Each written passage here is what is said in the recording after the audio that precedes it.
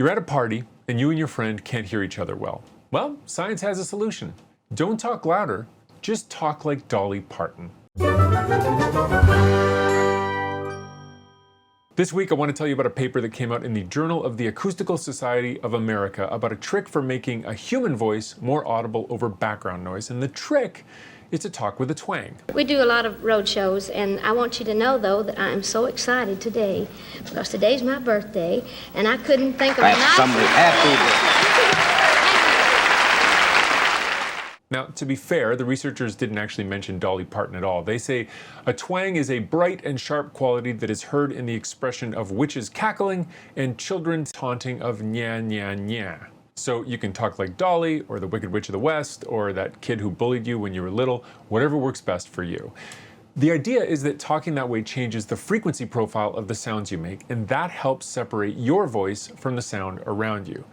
Okay, so here are some actual audio files from the study. This is a normal voice. Peter gives 3 thin shoes. And this is a twangy voice. Alan bought 3 dark desks. Now, before I go any further, I want to show you a way to look at those sounds. This is a tool that's used all the time in bat research, looking at echolocation. It's called a spectrogram. Check this out.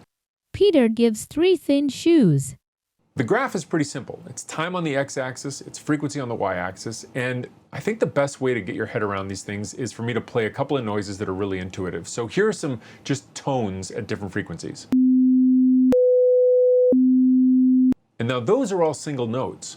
When a person talks, the voice has a bunch of other frequencies in it, even when we're singing a single note. For example, Jolene, Jolene, Jolene, Jolene, I'm begging for you, please don't take my man.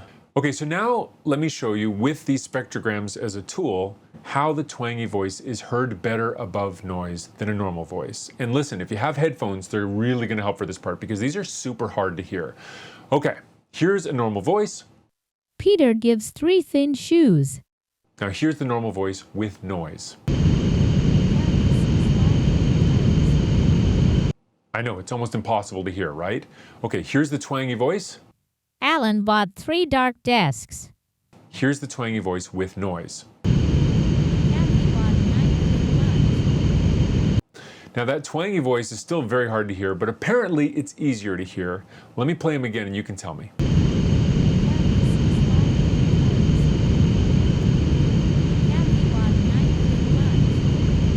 Now in the experiment, they tested people on what words had been spoken and looked at their accuracy as a measure of how well they can hear the voice over the noise. With a normal voice, people could understand about 50% of the words. Super hard to do. With the same noise and a twangy voice, accuracy went up to about 75% or so. So a lot better, but still very hard to hear. But why did the twangy voice work so well? Well, the twangy voice puts more energy into frequencies between 0.5 kilohertz and 6 kilohertz, which is where the noise isn't quite so aggressive. And if you look at the spectrograms, you can kind of see the lines of the human voice a little bit better on the twangy spectrogram than you can on the neutral one. And I like this study because it reminds me of a frog in Borneo that makes sounds above 20 kilohertz. Those are ultrasonic noises that a human can't hear. And it does that because it lives in a place with a lot of bubbling streams that make a lot of noise. Now those streams make a lot of noise that we can hear, but at ultrasonic frequencies, they're pretty much silent. And that way the frogs can communicate. If they use those upper frequencies, the noise from the stream doesn't get in the way.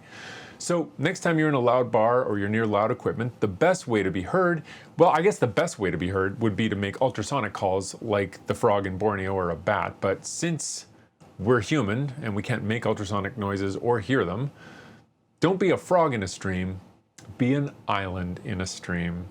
Be Dolly Parton. That's my favorite science story this week. There are 4 others I want to tell you about, but the only way for me to do that is if you sign up for my free weekly newsletter. It's called The Bat Signal. Just go to followthebatsignal.com.